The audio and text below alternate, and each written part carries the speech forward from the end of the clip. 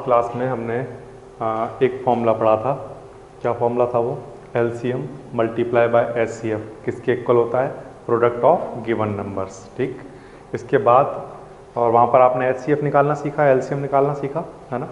इसी को हम आगे बढ़ाते हैं।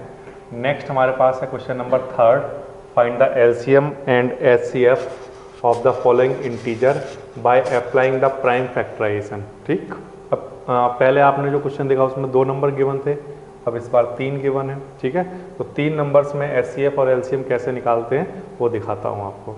देखिए, सबसे पहला फर्स्ट क्वेश्चन है मेरे पास 12, 15 एंड 21। 3 नंबर गिवन है 12, 15 एंड 21। इन तीनों नंबर का सबसे पहले हमें क्या कराना है? Prime factorization. ठीक है, तो सबसे पहले 12 का फैक्टर कराइए। 12 के फैक्टर 2, 6, 2, 3 जा एंड 3, 1। ये मेरे पास प्राइम फैक्टर आ गए 12 के, प्राइम नंबर्स के फैक्टर, है ना। अच्छा, नेक्स्ट मेरे पास है 15। तो 15 के फैक्टर कराइए आप। तो 3 से कराइए, 3 5 जा और ये 5 1 जा। तो ये मेरे पास आया 3 × 5। बिल्कुल आसान है ना। अच्छा, नेक्स्ट मेरे पास क्या क्वांटिटी है? 21। तो 21 के फैक्टर कराइए। 21 के फैक्टर 3 से 7 और 7 1 जा। ये यहाँ तक करना बिल्कुल आसान है ना। अब इसके बाद क्या करना है? आपको निकालना है इसका एचसीएफ एंड एलसीएम। तो सबसे पहले तो मैं निकाल रहा हूँ प्यारे बच्चों क्या?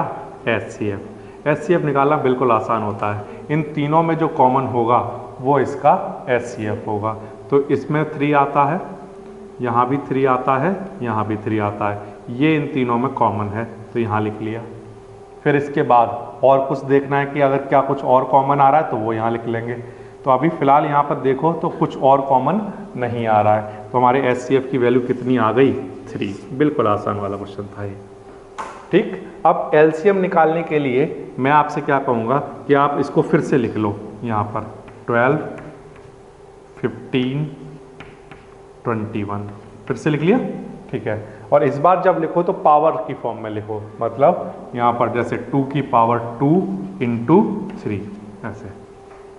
अच्छा, इसको तो ऐसे ही लिखोगे आप 3 × 5, इसको 3 × 7। ये अब इससे हमें क्या निकालना है? एलसीएम।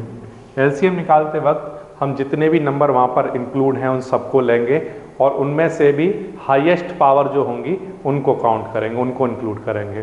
ठीक है, तो यहाँ पर 2 की हाईएस्ट पावर इन सब में से कौन सी है? 2 की पावर 2।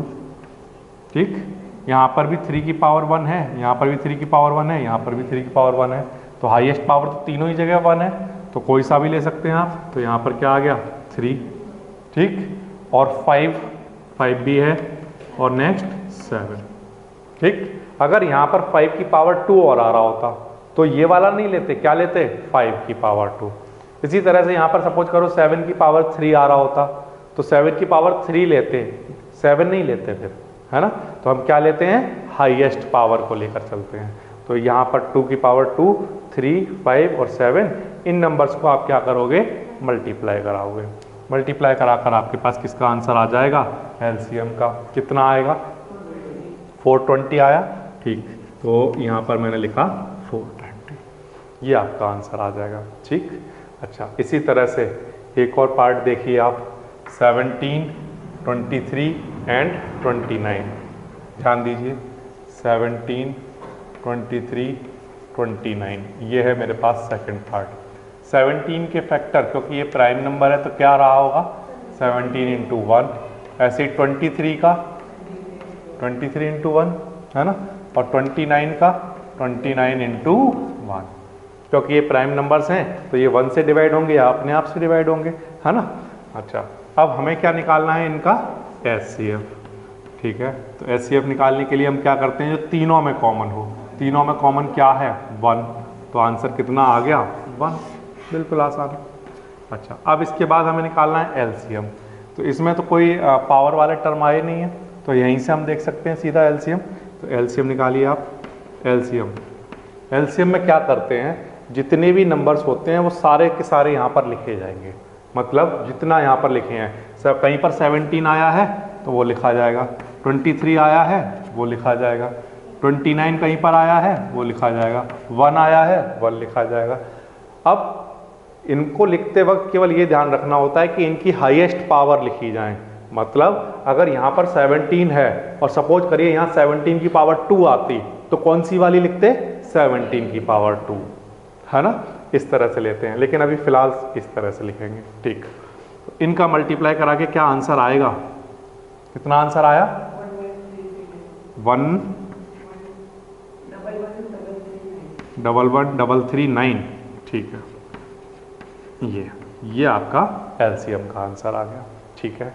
इसी तरह से हमारे पास थर्ड पार्ट क्या है, देखिए थर्ड पार्ट 8, 9 एंड 25, ठीक है। प्राइम फैक्टराइजेशन से एचसीएफ और एलसीएम फाइंड आउट करना है तो सबसे पहले तो हम 8 के फैक्टर कराते हैं। 8 के फैक्टर क्या होंगे? 2 से, फिर से 2 से कराइए और फिर से 2 से कराइए, ये आ गए, ठीक है। बोर्ड पर ध्यान रहेगा 2 × 2 × 2, ये ठीक। इसके बाद 9 के फैक्टर 3 और फिर से 3 से कराया तो 3 × 3, ये 9 के फैक्टर आ गए। सिमिलरली 25 के फैक्टर कराइए, 25 के फैक्टर 5 से डिवाइड करिए, ये ठीक। तो ये हमारे पास आ गया क्या? 5 × 5, ये आ जाएगा, ठीक। अब हमें क्या निकालना है? HCF। क्या निकालना है? HCF निकालना है, ठीक है। तो HCF निकालने के लिए जो तीनों में नंबर कॉमन हो वो हमें लिखना होता है। अब सपोज करो इसमें से तो कोई सा भी नंबर कॉमन नहीं आ रहा, तो अगर कुछ भी कॉमन ना आए तो वहाँ पर अपनी तरफ से इन 2 में क्या लिखा जा सकता है? 1, ठीक, लिखा जा सकता है। तो अब तीनों में कॉमन क्या दिखाई दे रहा है आपको? 1। तो यहाँ पर HCF का आंसर आ गया। बिल्कुल आसान वाले क्वेश्चन चल रहे हैं, है ना। अब इसके बाद नेक्स्ट एलसीएम निकालने के लिए हमारे पास जो नंबर हैं उनको पावर की फॉर्म में लिख लेता हूँ। 2 की पावर 3 लिख सकता हूँ इसको, अच्छा। 9 को क्या लिख सकता हूँ? 3 की पावर 2, और 25 को बताओ क्या लिख सकता हूँ? ये, अच्छा। अब हमें निकालना है इसका क्या? एलसीएम। एलसीएम निकालने के लिए जितने भी नंबर हैं वो सब इंक्लूड होंगे, मतलब 2 भी आएगा, 3 भी आएगा और 5 भी आएगा, और उनकी जो हाईएस्ट पावर होंगी वो आएंगी। ये 2 का क्यूब, 3 की पावर 2, 5 की पावर 2, इसको मल्टीप्लाई कराएंगे तो कितना आंसर आएगा? 1800, ठीक है। ये आपका आंसर आ जाएगा, ठीक है। ये समझ आया कैसे किया? तो ये था एचसीएफ और एलसीएम। अब इसके बाद एक और पार्ट आपको दिखाता हूँ, क्वेश्चन नंबर 4। देखिए कैसे करेंगे। कह रहा है given that HCF of this and this is 9। इन दोनों नंबर का एचसीएफ कितना है? 9 है, ठीक है। ये समझ आ रहा है? हमें क्या निकालना है? एलसीएम। इन्हीं दोनों नंबर का एलसीएम निकालना है, ठीक है। तो हमने एक क्वांटिटी पढ़ी है, कल जो हमने फॉर्मूला पढ़ा था वो ये था, एलसीएम मल्टीप्लाई बाय एचसीएफ किसके इक्वल होता है? हाँ, प्रोडक्ट ऑफ गिवन नंबर्स।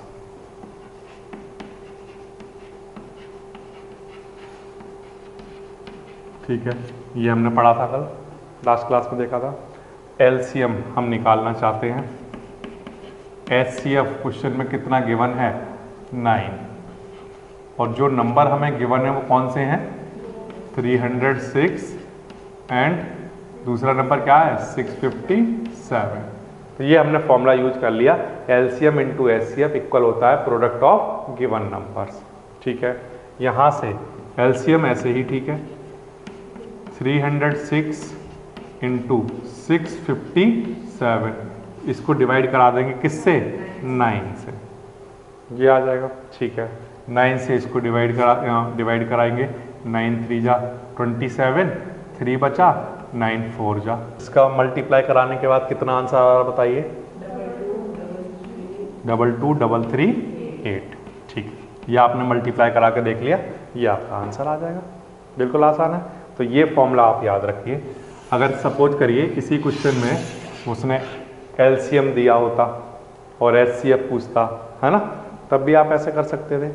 और भी क्वेश्चन बना सकता था वो, HCF भी दे देता, LCM भी दे देता और एक नंबर दे देता, तो दूसरा नंबर निकाल सकते थे। तो इस क्वेश्चन को कई तरीके से पूछा जा सकता है। क्वेश्चन नंबर 5 देखिए, check whether 6 power n can end with the digit 0 for any natural number n। 6 की पावर n है, ठीक है, हमें ये चेक करना है कि n की वैल्यू कोई भी नेचुरल नंबर यहाँ पर रख दिया जाए तो उससे जो सॉल्व होकर आंसर आएंगे वो उसके एंड में डिजिट जो है वो 0 होगी या नहीं होगी, ठीक है। तो इस बात का मतलब क्या है ये पहले तो मैं आपको यहाँ पर समझाता हूँ, फिर उसके बाद क्वेश्चन को स्टार्ट करूँगा। देखिए, सबसे पहली चीज़, जैसे सपोज करो 10 प्यारे बच्चों कहीं पर लिखा हुआ 10, है ना। अगर मैं 10 की कुछ पावर लिखूँ यहाँ पर n, क्या लिखूँ, 10 की पावर n, और n की वैल्यू मैं पुट करना शुरू करूँ कोई भी नेचुरल नंबर, ठीक। तो देखना प्यारे बच्चों, मैंने यहाँ पर लिखा, सपोज करिए 10 की पावर 1, सॉल्व करिए, आंसर कितना आएगा 10। एंड में कितनी कौन सी डिजिट आई 0, ठीक। फिर से 10 की पावर, अब फिर से नेचुरल नंबर रखिए 2, क्या आंसर आएगा 100। एंड डिजिट कितनी आई 0। फिर से 100 का सॉरी, अब 10 की पावर कितनी रखिए 3, आंसर अब कितना आएगा 1000। फिर से क्या आया 0। तो आप कोई भी नेचुरल नंबर रखिए, सब जगह आंसर कितना आएगा, एंड डिजिट कितनी आएगी 0। यहाँ तक बात आ गई समझ में। अच्छा, इसी तरह से वो क्वेश्चन में पूछ रहा है कि जैसे 10 की पावर n में आपने देखा एंड डिजिट 0 आती है, तो वो पूछ रहा है क्या इसी तरह से 6 की पावर n में एंड डिजिट 0 आती होगी, ये वो आपसे पूछ रहा है, ठीक है। अच्छा, अब सुनिए आप ध्यान से, जब भी एंड डिजिट 0 आती है, 10 की पावर 10 में आपने देखा एंड डिजिट 0 आती है, तो इसकी एक खास बात है। वो क्या खास बात है वो मैं दिखा रहा हूँ आपको, ध्यान देना। जैसे 10 है ना, इसकी अगर आप फैक्टर निकालें तो बताना आंसर में क्या क्या आया, कौन कौन से नंबर आपको देखने को मिले। 2 देखने को मिला, और अब एक और नंबर आप 2 डिजिट का सोचिए जो जिसके एंड में 0 आता हो। कोई भी बताइए कौन सा नंबर सोच लिया आपने। 30, सपोज करिए 30, ठीक। अब इसके फैक्टर कराइए आप, देखना ध्यान देना। 2 से डिवाइड कराया 15, है ना, फिर 3 से कराया 5, और फिर 5 1, क्या नंबर मिले आपको 2 मिला, 5 मिला, और लेकिन एक बात आपने गौर की, ध्यान दिया कि 2 और 5 यहाँ भी आ रहा था, 2 और 5 यहाँ भी आ रहा है, यानी कि कोई डिजिट 0 से एंड हो रही है उसमें एक चीज़ देखने को मिलती है, उसमें 2 5 जरूर आएगा, कुछ और आए ना आए लेकिन 2 और 5 जरूर होगा। ये तो 2 डिजिट की बात हुई। अब एक नंबर आप ऐसा सोचिए 3 डिजिट का जिसके एंड में 0 आता हो, 120, ठीक है। तो मैंने यहाँ पर लिखा 120 और मैंने इसके बारे में सोचना शुरू किया, इसके फैक्टर निकालने शुरू किए। तो 2 से ये 30, फिर 2 से ये 15, फिर 3 से ये 5, और ये तो कमाल है। फिर से क्या नंबर जरूर आए 2 5, कुछ और आए तो चलेगा, लेकिन एक चीज़ तो पक्की है कि वहाँ पर एक चीज़ तो जरूर आएगी, 2 आएगा और 5 आएगा, ठीक। ये बात आ रही है आपको समझ में। तो मैंने आपको 2 चीज़ें करके दिखाई कि 10 की पावर n हो और n की वैल्यू 1 2 3 पुट करते हैं तो उनकी एंड डिजिट क्या आती है 0। इसी तरह से उसने क्वेश्चन में किसके लिए पूछा है, क्या 6 की पावर n भी n की वैल्यू पुट करने पर 0 से एंड होता होगा, एंड डिजिट उसकी 0 होती होगी, ये उसने पूछा है। तो क्वेश्चन समझ में आ गया आपको क्या पूछा है। पहले तो मैंने सिर्फ आपको क्वेश्चन समझाया, क्वेश्चन में क्या पूछा है, जैसे मैंने यहाँ करके दिखाया। जैसे 10 की पावर n में n की वैल्यू नेचुरल नंबर रखते हैं तो एंड डिजिट क्या आती है 0। इसी तरह से उसने पूछा है कि अगर 6 की पावर n में n की वैल्यू कोई नेचुरल नंबर रखें तो क्या वो एंड होगी विद डिजिट 0। ये क्वेश्चन समझाया मैंने आपको, क्वेश्चन में पूछा क्या है। फिर मैंने एक दूसरी चीज़ दिखाई आपको कि अगर कोई भी डिजिट 0 से एंड होती हो तो उसमें एक बात बिल्कुल फिक्स रहती है, एक बात बड़ा यूनिक है कि कि उसमें 2 आता है और 5 आता है। ये बात आई आपको समझ में? हमने सबसे पहली डिजिट से स्टार्ट किया जो 0 से स्टार्ट होती है ना, 10 डिजिट 10, और वहाँ पर 2 और 5 मिला हमें। फिर हमने और कोई सोचा, वहाँ भी 2 5 मिला, और कोई सोचा, वहाँ भी 2 5 मिला। ठीक, तो फंडामेंटल थ्योरम ऑफ अर्थमेटिक जो आपने पढ़ी थी वो कहती है कि किसी भी नंबर का, किसी भी डिजिट का, किसी भी नेचुरल नंबर का प्राइम फैक्टराइजेशन जो होता है वो कैसा होता है? यूनिक। कैसा होता है? यूनिक होता है। यूनिक का मतलब ये है कि अगर कोई भी डिजिट 0 से एंड हो रही है तो उसका प्राइम फैक्टराइजेशन यूनिक होगा। इसका मतलब वहां पर एक चीज जरूर आनी चाहिए, 2 and 5। ठीक है, यही चीज मैंने यहां पर करके देखी। 6 प्राइम फैक्टर ऑफ 6 क्या आएंगे? 6 की पावर n चल रहा था ना, इसको मैं क्या ऐसे लिख सकता हूँ? 6 के 2 into 3 प्राइम फैक्टर यही आएंगे इसके, और इसकी पावर क्या चल रही है? n। अच्छा, अब उसने पूछा है कि ये क्या 0 से एंड होगा? तो आंसर है नहीं होगा। क्यों? क्योंकि इसके जो प्राइम फैक्टर हैं उसमें एक चीज नहीं आई, क्या?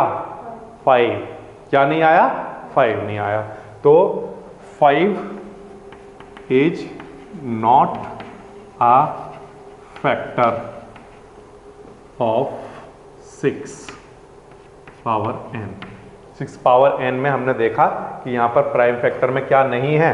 5 नहीं है। ठीक, for a digit end with 0 must have, क्या होना चाहिए बताओ? हाँ, must have 2 and 5 as prime factor. ठीक, तो प्राइम फैक्टर होना चाहिए 2 और 5 होना चाहिए। इसलिए अब क्योंकि वहां पर 5 नहीं आ रहा है, therefore 6 power n can not, हाँ, can not and with digit 0। ठीक है, यहां पर हमने कौन सी थ्योरम यूज की है? According to fundamental theorem of arithmetic. ये एक एप्लीकेशन है फंडामेंटल थ्योरम ऑफ अर्थमेटिक की, जिसके अकॉर्डिंग कोई भी डिजिट जो है जिसके एंड में 0 आ रहा है तो उसका प्राइम फैक्टर यूनिक होगा। हमने उसी को सॉल्व किया, हमने 6 के फैक्टर करके देखे, है ना। तो यहाँ पर आंसर क्या आया? 2 और 3। यहाँ पर क्या और होता? 5। तो हम क्या कह देते कि यस ये एंड हो रहा होगा, क्योंकि 2 into 5 10 आ रहा होगा, तो वहाँ पर 0 आ जाता कहीं ना कहीं, है ना। लेकिन क्योंकि 5 नहीं आ रहा है इसलिए हमने क्या कहा कि 5 इसका फैक्टर नहीं है। और 5 फैक्टर, अगर किसी भी डिजिट को 0 से एंड होना है तो उसके फैक्टर में क्या आना चाहिए? 2 और 5। अब क्योंकि नहीं आ रहा है इसलिए ये 0 से एंड नहीं होगा। ये समझ आया आपको? ठीक, ये था आपका क्वेश्चन नंबर 5। इसके बाद पहले 6 क्वेश्चन दिखाता हूँ आपको, फिर 7 दिखाऊंगा। क्वेश्चन नंबर 6 देखिए, explain why 7 multiply 11 multiply 13 plus 13 are composite number. क्या बताना प्यारे बच्चों? Composite number. ध्यान से सुनना मेरी बातें। पहली चीज होती है प्यारे बच्चों प्राइम नंबर, प्राइम नंबर, ठीक है। दूसरी चीज प्यारे बच्चों जो होती है वो है कंपोजिट नंबर। ये हमने डिस्कस किया था day 1, composite number. Prime number कहाँ से स्टार्ट हो रहे थे? 2 से, 2 है ना, जैसे 3 5। ये वो नंबर हैं जो अपने आप से डिवाइड होते हैं या 1 से डिवाइड होते हैं। और कंपोजिट नंबर आपने मुझे बताया था कि जैसे कि फॉर एग्जांपल 4 जो 2 से भी हो रहा है, 1 से भी हो रहा है, 4 से भी हो रहा है, किसी और से भी हो जाते हैं। फॉर एग्जांपल जैसे 6 है ना। तो इनमें एक खास बात होती है। क्या खास बात होती है सर? कि अगर प्राइम नंबर की बात करें तो प्राइम नंबर है 2, और अगर मैं इसके फैक्टर करता हूं प्यारे बच्चों तो या तो ये इससे 2 से ही डिवाइड होगा या 1 से। लेकिन 4 की एक खास बात है, प्राइम नंबर में एक चीज दिखा रहा हूं, ध्यान से देखना प्यारे बच्चों। जैसे 2 है, 3 है, 3 का फैक्टर क्या आएंगे? 3 into 1। तो प्राइम नंबर्स जो होते हैं उनमें सिर्फ एक ही चीज कॉमन आ सकती है। इनका अगर कॉमन निकाला जाए ना, एचसीएफ निकाला जाए ना, तो केवल एक ही चीज कॉमन आ सकती है। बताइए क्या? 1। Very good. क्या आ सकती है? 1। प्राइम नंबर्स में केवल एक ही चीज कॉमन होती है, 1। ठीक है। कंपोजिट नंबर का बताना सर, देखो कंपोजिट नंबर की अगर बात करें तो कंपोजिट नंबर में 1 के अलावा कुछ और भी कॉमन आ सकता है। क्या कॉमन आ रहा है? 2। इसका एचसीएफ अगर निकाला हमने 2 आया। तो इस बात का मतलब ये हुआ कि अगर 1 को छोड़कर कुछ और अगर कॉमन आ जाए, कुछ और कॉमन आ जाए तो वो नंबर क्या कहलाता है? Composite number. और जिसमें केवल 1 ही कॉमन आता हो वो नंबर क्या कहलाते हैं? Prime number. ये समझ आ रहा है आपको? ठीक। अच्छा, अब आप ध्यान दीजिए, आपको सारी बातें समझ में आ जाएंगी। 7 × 11 × 13, फिर प्लस का साइन और फिर 13। बताइए बोर्ड पर कितने टर्म लिखे हुए हैं? टर्म 2। कहाँ, कैसे सर? देखो इनके बीच में तो मल्टीप्लाई का ही साइन है, तो ये तो सब क्या है? एक टर्म। ठीक। और प्लस का साइन तो अब जो अब आया वो सेकंड टर्म हो गया, प्लस के बाद जो आया। तो यानी बोर्ड पर 2 टर्म लिखे हुए हैं। इन दोनों टर्म में से कौन सी डिजिट कॉमन आ रही है? 13। Very good. क्या आ रही है? देखो इसमें से भी 13 है और यहां पर भी क्या है? 13 है। इन दोनों में से 13 हमने कॉमन ले लिया। ठीक है। 13 जब कॉमन आया तो क्या बचा? 7। और क्या बच गया प्यारे बच्चों? 13 तो यहां से बाहर जा चुका। ठीक। अच्छा, इनटू में अगर 13 यहां से बाहर चला गया ना प्यारे बच्चों, तो इसकी जगह हम क्या लिख देंगे? 1। Very good. ये समझ आ गया आपको? ठीक। प्लस 13 यहां से बाहर चला गया तो बताइए क्या लिख दूं? तो इस बात का मतलब ये है कि यहां पर जो कुछ भी लिखा हुआ था उसमें से 13 क्या आ रहा है? Common, which is other than 1। और अदर देन 1 अगर कुछ कॉमन आ जाए तो वो नंबर बताइए क्या होता है? Composite number. ठीक है। तो here 13 is common factor which is other than 1.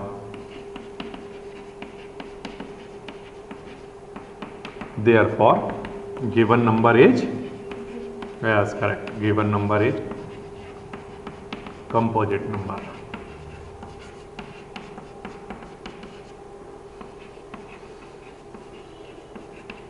ये बताओ, ये बात आपको समझ में आई या नहीं आई? मैंने आपको दोनों चीज़ें बता दी, कंपोजिट कौन से होते हैं, प्राइम कौन से होते हैं। और यहाँ पर 13 क्योंकि कॉमन आ रहा था और 1 के अलावा अगर कुछ और कॉमन आ जाता है तो हम उसे क्या कह देते हैं? Composite number. बिल्कुल आसान सी बात है। अभी और बात समझ में आएगी। एक और क्वेश्चन करके दिखाता हूँ आपको। 7 × 6 × 5 × 4 × 3 × 2 × 1 और प्लस में 5। सबसे पहले तो ये बताओ बोर्ड पर कितने टर्म लिखे हुए हैं? 2 है ना, क्योंकि प्लस का साइन तो यहाँ आया है, इससे पहले तो सब मल्टीप्लाई चल रहा है। तो ये एक टर्म है और ये एक टर्म है। इन दोनों टर्म में से क्या कॉमन है? 5। वेरी गुड, 5 कॉमन है। तो 5 अगर कॉमन आया तो क्या बचा? 7 6 5 चला गया तो क्या बचा? हाँ, इंटू 4 3 2 और 1। और यहाँ से 5 गया तो 1। और आपने क्या डेफिनेशन बताई थी मुझे कि अगर 1 को छोड़ के कुछ और कॉमन आ जाए तो वो नंबर क्या बन जाता है? Composite number. अब क्योंकि 5 is common factor which is other than 1, therefore क्या लिखेंगे प्यारे बच्चों? Given number is composite number.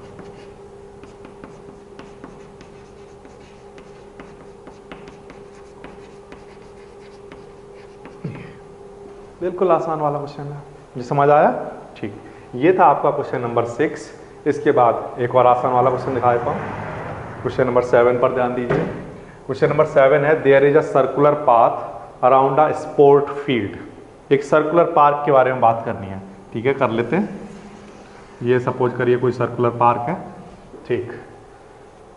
Sonia takes 18 minute to drive 1 round of the field. ठीक है, सोनिया सपोज करिए यहाँ से चलना स्टार्ट करती है और वो इसका एक राउंड लगाने में कितने मिनट लेती है? 18 मिनट। ठीक है, ये मैंने यहाँ पर नोट कर लिया 18 मिनट।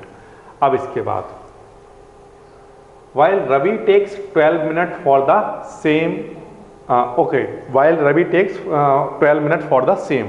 इस बात का मतलब है कि अगर रवि यहाँ से यहीं से अगर रवि चलना स्टार्ट करे तो वो कितना लेता है? 12 मिनट। 12। तो अभी हमें यहाँ पर क्या निकालना है? एलसीएम निकालना है। ठीक है, 18 क्या है? मिनट, 12 क्या है मिनट। इन दोनों का आप लीस्ट कॉमन मल्टीपल निकाल लीजिए तो वो आपको पता चल जाएगा कि दोनों कहाँ पर मिलने वाले हैं। ठीक है, तो 18 की हम क्या कराएंगे, फैक्टर कराइए।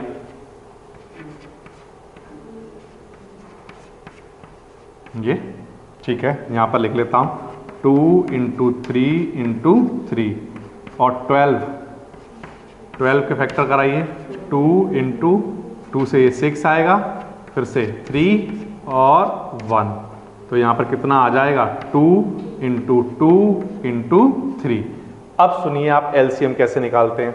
एलसीएम निकालने के लिए मैं आपको क्या कहूँगा कि जो पावर है उनको पावर की फॉर्म में लिख लीजिए, 2 इंटू 3 की पावर 2, ठीक। और दूसरा टर्म क्या है 12, 2 की पावर 2 इंटू में क्या 3।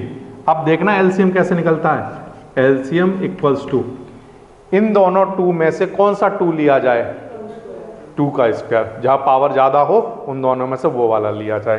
तो 2 की पावर 2 इंटू 3 की पावर 2 और 3 में से कौन सा लिया जाए, 3 की पावर 2, ये 4 और ये 9, कितना आएगा 36। तो वो 36 मिनट बाद कहां पर मिलेंगे, स्टार्टिंग पॉइंट से, चलने के 36 मिनट बाद। इस बात का मतलब समझ रहे हो आप कि सोनिया 2 राउंड पूरा कर चुकी होगी। 18 मिनट लगता है ना उसे 1 राउंड पूरा करने में, तो सोनिया 2 राउंड पूरा कर चुकी होगी, ठीक। और रवि कितने राउंड पूरा कर चुका होगा, 3 राउंड। तब तक वो रवि कितने राउंड लगा लेगा, 3 राउंड लगा लेगा, ठीक है ना। हाँ देखो वो 12 लेता था, तो 12 इंटू 3 करोगे तो 36 आया, है ना। और 18 इंटू 2 करोगे तो 36 आया। तो आपने लीस्ट कॉमन मल्टीपल निकाल लिया जिस पर वो जाकर मिलेंगे। ये समझ आया।